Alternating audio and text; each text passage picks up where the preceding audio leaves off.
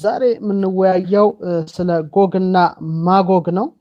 እንግዲህ ጎግና ማጎግ በቅዱሳት መጻሕፍት ላይ ከ13 ጊዜ በላይ ተጠቅሰዋል። እንግዲህ የጎግና የማጎግ ጦርነት በተለይ ሕዝቅኤል ነው የጻፈው በ38ኛው እና በ39ኛው ምዕራፍ ላይ ጎግና ማጎግ ምድረ እስራኤልን እንደሚወሩ በጣም ጽፏል እና ጦርነቱንም እንደውም የጎግና የማጎግ ጦርነት ነው የሚለው። የማጎግ ህዝቦች እንግዲህ ጎግ በሚባል መሪያቸው ጦርነት እንደሚያካሂዱ ጽፏል ሕዝቅኤል ጽፏል። እንግዲህ እዛ ላይ ግን በጣም ከፍተኛ ጦርነት እንደሚካሄድ ነው እዛ ላይ እንደሚጽፈው። ለምሳሌ እንደውም ሕዝቅኤል ምን ይላል? ምድርን ትሸፍን ዘንድ እንደ ደመና በህዝቤ በእስራኤል ላይ ትወጣለህ፣ በኋለኛውም ዘመን ይሆናል በማለት በመጨረሻው ዘመን ጎግና ማጎግ መጥተው ከእስራኤል ጋር እንደሚፋለሙ ሕዝቅኤል ይጽፋል። እና ጦርነቱ ትንሽ የኒውክለር ቦምቦችንም የሚያካትት ይመስለኛል እንደኔ እይታ።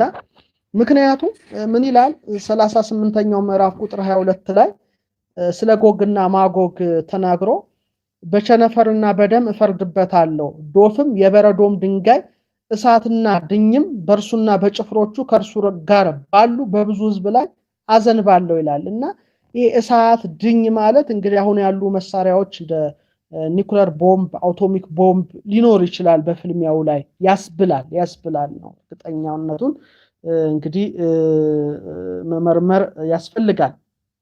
እና ፍልሚያው እስራኤል ላይ ሲካሄድ እግዚአብሔር ደግሞ ተፈጥሯዊ የሆኑ ነገሮችን አደጋዎችን ጎግ ላይ አምጥቶ እንደሚሸነፉ ደግሞ ይጽፋል እና በጣም መመርመር እንዳለበት ይሰማኛል። ይሄ ያለውን እውነታ ነው የምነግራችሁ። እኔ ግን የምፈልገው ሌላ ክፍል አለ፣ እሱ ላይ እንገባለን። እንግዲህ በሕዝቅኤል 39:1 ላይ ደግሞ ትንሽ ጠጠር ያለ ነገር ስለዚህ ይጽፋል። በዚያም ቀን በእስራኤል ዘንድ በባህር ምስራቅ የሚያልፉበትን ሸለቆ የመቃብርን ስፍራ ለጎግ እሰጣለሁ፣ የሚያልፉትንም ይከለክላል። በዚያም ጎግንና ብዛቱን ሁሉ ይቀብራሉ፣ የሸለቆንም ስም ሐሞንጎግ ብለው ይጠሩታል ይላል እና በጣም ከበድናቸው የተነሳ 7 ወር ድረስ እንደሚቀበሩ ቀብራቸው እንደሚፈጅ ይጽፋል። እና ይሄ ትንሽ የረቀቀ ነገር ነው የሚሉት የቅዱሳት መጻሕፍት አጥኚዎች። አንዳንዶቹ ደግሞ ይህን አይተው መተርጉማኑ እንግዲህ ጎግ የሰው ስም ሲሆን እና እንደሞተና እንደተቀበረ ከጠቀሰ እና ከተፈጥሮ በላይ ሆነ፣ ምናልባት በወደቀው መልአክ የሚመራ ነው ያ ፍልሚያ ብለው የሚጽፉ አሉ። ስለዚህ ይህን ሁሉ ነገር ማጤን፣ መመርመር፣ ማወቅ ተገቢ ይመስለኛል። እንግዲህ ሕዝቅኤልን አንቡ ብዙ ነገር ታገኛላችሁ። አሁን ወደ አዲሱ ኪዳኑን ንግባ። በመጨረሻው ዘመን እንግዲህ ሰይጣን የሚፈታበት ሰዓት እንዳለ እና የሰይጣን መሳሪያ ሆነው በኢየሩሳሌም ያሉ ቅዱሳንን የሚያጠፉ ጎግና ማጎግ እንደሚነሱ ዮሐንስ ደግሞ በራእዩ ተናግሯል። አፖካሊፕስ ይባላል። ይሄ እንግዲህ በጣም እንደውም ምን ይላል 20ኛው ምዕራፉ ላይ 7 ጀምራችሁ አንቡና ሺው ዓመት ሲፈጸም ሰይጣን ከስራቱ ይፈታል ይላል። ከሰይጣን ከስራቱ ይፈታል። በአራቱም በምድር ማዕዘን ያሉትን አሕዛብ ጎግንና ማጎግን እንዲያስታቸው ለሰልፍም እንዲያስከትታቸው ይወጣል ይላል እና ቁጥራቸውም እንደ ባህር አሸዋ የሚያህል ነው ይላል።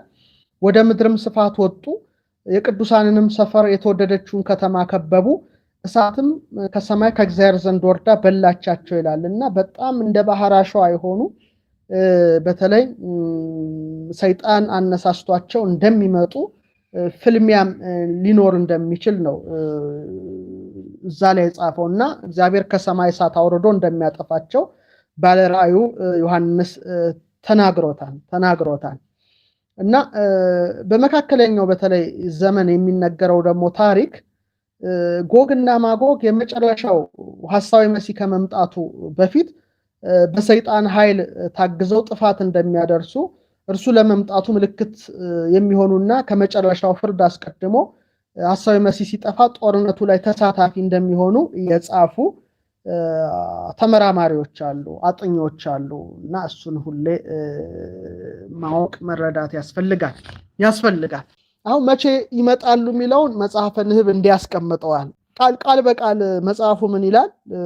ወደ አማርኛ ስንመልሰው በዓለም ፍጻሜ ይላል በመጨረሻው ማብቂያ ላይ ወንዶች ሲበሉ ሲጠጡ፣ ሚስቶችን ሲያገቡ፣ ሴቶችም ለባሎች ሲሰጡ፣ የወይን ቦታቸውን ሲያሰማምሩ፣ ህንፃዎች በህንፃ ላይ ሲገነቡ፣ ምንም ክፉ ሰውና ተቀናቃኝ በሌለበት አስተማማኝ ጸጥታና ሰላም ሆኖ ሳለ በድንገት የሰሜን በሮች ይከፈታሉ ይላል እና የታሰሩ ጭፍሮችም ይወጣሉ ይላል። እነዚህ ማለት ነው ድንገት በቃ ሰው ባልጠበቀው ሰዓት እና መላዋ ምድር በፊታቸው ትንቀጠቀጣለች ይላል። ሰዎችም በመሸሽ ተራራዎች ውስጥ፣ ዋሻ ውስጥ፣ መቃብር ስፍራዎች፣ የምድር ንቃቃት ውስጥ ይሸሸጋሉ ይላል ቃል በቃል እና ብዙዎች ሰዎችም በረሃብ ይሞታሉ ይላልና በሰዎች ላይ ከሚደርሰው መከራ ብዛት የተነሳ የሚቀብራቸውም ሰው አይገኝም እና ምድርን ያጠፋሉ ይላል። ከፊታቸው መቆም የሚችል አይኖርም ይላል እና ከአስከፊው መከራ ከአንድ ሳምንት በኋላ ሁሉም ኢዮጴ በሚባለው ሜዳ ላይ ይሰበሰባሉ ይላል።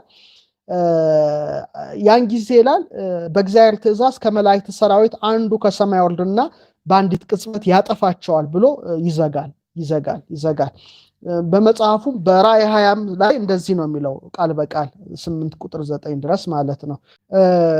በአራቱም በምድር ማዕዘን ያሉትን አሕዛብ ጎግንና ማጎግን እንዲያስታቸው ለሰልፍም እንዲያስከትታቸው ይወጣል። ቁጥራቸውም እንደ ባህር አሸዋም ያህል ነው። ወደ ምድርም ስፋት ወጡ። የቅዱሳንንም ሰፈር የተወደደችውንም ከተማ ከበቡ። እሳትም ከሰማይ ከእግዚአብሔር ዘንድ ወርዳ በላቻቸው በማለት ያስቀምጣል ማለት ነው ያስቀምጣል። ስለዚህ እነዚህ እንግዲህ ጎግና ማጎግ የተባሉት እንደሆነ ይጽፋል። ስለ ጎግና ማጎግ አለቃ ኪዳነ ወልድ ክፍሌ የፈቱትን ነግራቸዋለሁ። እንግዲህ እሳቸው ምንድነው የሚሉት? ጎግ ማለት የሀገር ስም ነው። ስም ሀገር ነው ይሉታል። የሀገር ስም ጎግ ይባላል። ማጎጋውያን የሚባሉ ወይም ቃውቃዝ የሚባሉ ነገዶች የወረሱትና የሰፈሩበት ቦታ ነው ብለው ጎግን ይፈታሉ። ማጎጋውያን የወረሱት ስለሆነ ጎግና ማጎግ ተባለ ብለው ይፈታሉ። ማጎግን ደግሞ የሚሏቸው ምንድነው? ስመ ነገድ፣ የነገድ ስሞች ናቸው። በተለይ የደቂቀ ያፌት ወይም የያፌት ልጆች ናቸው ብለው ፈተውታል። ሌላው እንደገና ሕዝቅኤል ትርጓሜያቸው ላይ እኚሁ ምሁር ምን ብለዋል?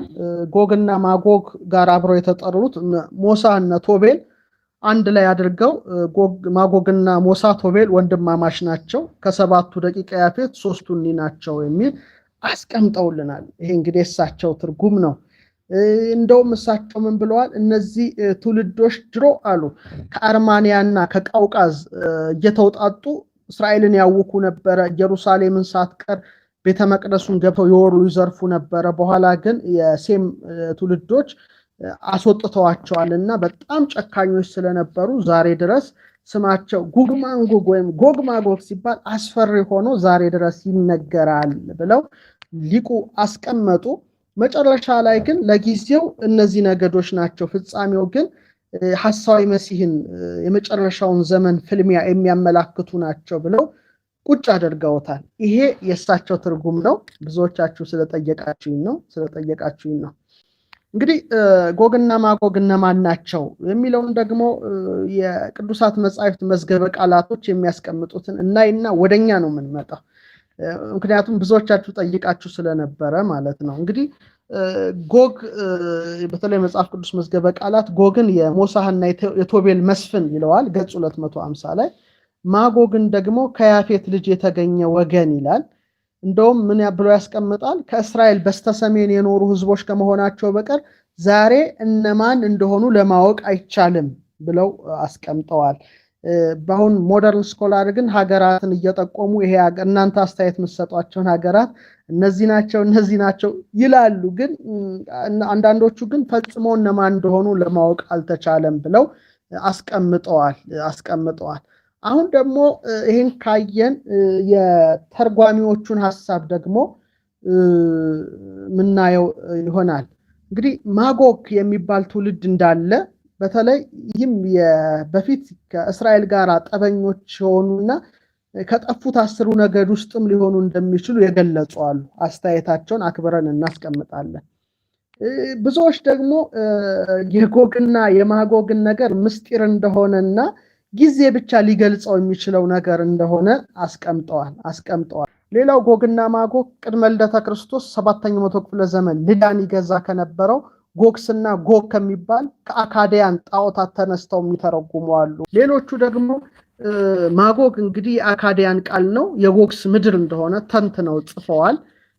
እዛውም ማየት ትችላላችሁ። ሌላው ትንሽ ኢንተረስቲንግ የሆነው ነገር ምንድነው? ከአርማጌዶን ፍልሚያ በፊት ማለት ነው፣ ሰባተኛው ጽዋ ከማፍሰሱ በፊት በጣም የሚገርም ነገር ነው የተጻፈው። በተለይ ራዕይ 16:12 ላይ እንዲህ ይላል፣ ስድስተኛውም ጽዋውን በታላቅ ወንዝ በኤፍራጥስ ላይ አፈሰሰ ይላል። አፈሰሰ፣ ከፀሐይም መውጫ ለሚመጡ ነገስታት መንገድ እንዲሰናዳላቸው ውሃው ደረቀ ይላል። ይሄ በጣም የሚገርም ነው። እና የሚመጡ አሉ ማለት ነው ነገስታት። እነዚህ ክፉዎች አይደሉም፣ ቅዱሳን ነገስታት እንደሆኑ ነው የሚነገረው። እና በኤፍራጥስ ላይ መልአኩ ሲያፈሰው ከፀሐይ መውጫ የሚመጡ ነገስታት አሉ ማለት ነው። እና መንገዱ እንዲሰናዳላቸው ውሃው ደረቀ በማለት ነው የሚያስቀምጠው። ይሄን ይዘው የኢትዮጵያ መተርጉማን ወደ ብሔረ ብፁዓን ውስጥ ያሉት 1000 ዘመን የሚኖሩ ቅዱሳን ሁሉ ይመጣሉ ብለው ተናግረዋል። እነዚህ እንግዲህ 5 የመሬት ዓለማት አሉ። አንደኛው በርባሮስ የሚባለው የመሬት ውስጠኛው ክፍል ነው። ሁለተኛው እቺ የምንኖርባት ምድር ናት። ሌላው ገነት ናት። ገነት በስተምስራቅ የመሬት አካል ናት፣ ከሰማይ ዝቅ ከምድር ከፍ ያለች። ሌላው በስተሰሜን ብሔረ ሕያዋን የሚባል ዓለም አለ። በኢትዮጵያ ጥንታዊያት ዶክመንቶች በብዛት አለ። እነ ሄኖክ፣ እነ ኤልያስ፣ እነ እዝራ የተሰወሩበት ነው። ሌላው ወደ ብሔረ ብፁዓን በስተደቡብ ያለ ዓለም አለ። እዛ ደግሞ 1000 ዘመን ሊኖሩ የሚችሉ ሰዎች፣ ቅዱሳን ሰዎች ያሉበት ቦታ መካነ ቅዱሳን እንደሆነ ይነገራል። ብፁዓን ማለት ራሱ ክቡራን ሰዎች፣ ንዑዳን ክቡራን ሰዎች ያሉበት ማለት ነው። እነሱ የሚመጡበት ጊዜ አለ ማለት ነው። ይሄ እንግዲህ ከአርማጌዶን ፍልሚያ በፊት የሆነ ነገር ነው። እና ከፀሐይ መውጫ ለሚመጡ ነገስታት መንገድ እንዲሰናዳላቸው ውሃው ደረቀ ይላል። ውሃው ደረቀ ይል ብሎ ያስቀምጣል። እንግዲህ ይህን ያህል ነገር ከተወያየን በእውነት ጎግና ማጎግ በዜና እስክንድርና በመጽሐፈ ንህብ በነህብረ አይባል ላይ በስፋት የተጠቀሱ ናቸው። እናንተ በደንብ አድርጋችሁ ተመራመሩ። እኔ ለዛሬ አበቃለሁ። በደንብ አድርጋችሁ መርምሩ፣ እወቁ፣ ሰፋ አድርጉት አይምሯችሁን። ምንጊዜም የሰው ልጅ እውቀት፣ እምነት፣ እውነት፣ አመክንዮ ነው ሰውን ነፃ የሚያደርጉት። በተለይ ደግሞ ሀገራችሁን ኢትዮጵያን በደንብ አድርጋችሁ ውደዱ፣ አባቶቻችሁን አክብሩ። እነሱ የሰሩት ስራ እንግዲህ ዛሬ ድረስ በፊልም ደረጃ በመላው ዓለም ይሰራል። ይህን የመሳሰሉ ትልልቅ ቁም ነገሮችን፣ ትልልቅ መጻሕፍትን ነው ለኛ ለልጆቻቸው አውርሰው ያለፉት። እና ጥበቡ ቢቀዳ ያልቅምና ስለ ጎግና ማጎግ እንግዲህ ይሄን ያህል ብያችኋለሁ። እናንተ ቦታውን፣ አካባቢው የት ሊሆን ይችላል የሚለውን ተመራመሩበት ሳትጨናነቁ። ይሄንን እላለሁ። በጣም አመሰግናለሁ። ብዙዎቻችሁ አስተያየት እየሰጣችሁ ነው። በጣም ነው ማመሰግነው። እግዚአብሔር ያክብርልኝ። መልካም ምሽት ይሁንላችሁ። ሼር አድርጉ፣ አጋሩ። በተለይ አንድሮሜዳንም በደንብ አድርጋችሁ መርምሩ። ስለ ቤርሙዳ ትሪያንግል ደግማችሁ ጽፋችኋል፣ አቀርብላችኋለሁ። ምንም ችግር የለም። ሁሉንም ነገሮችን እግዚአብሔር በረዳን መጠን እንመረምራለን። በጣም አመሰግናለሁ። መልካም ምሽት፣ መልካም አዳር።